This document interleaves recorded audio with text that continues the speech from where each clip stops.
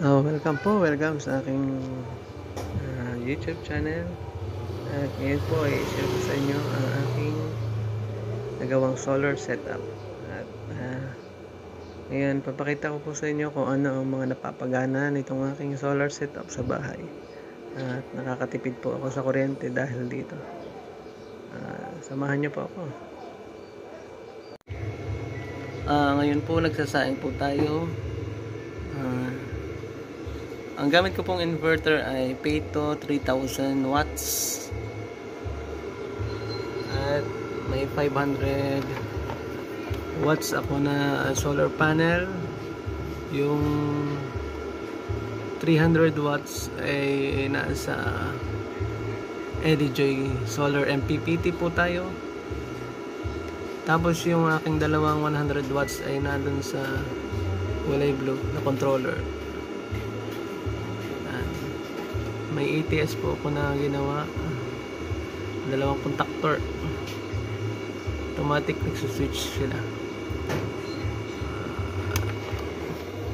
Yung controller ko ay LBD lang siya. Gumagana yung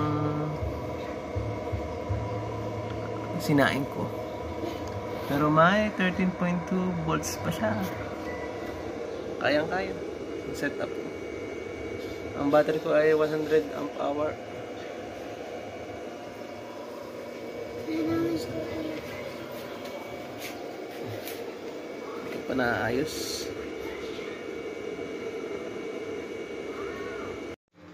At yan po, yan po ang ating sinaing.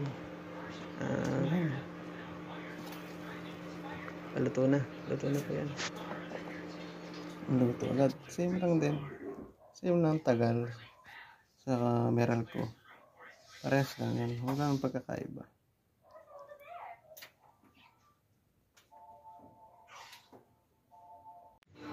At ito po yung rep ko. Nasa 90 watts po ang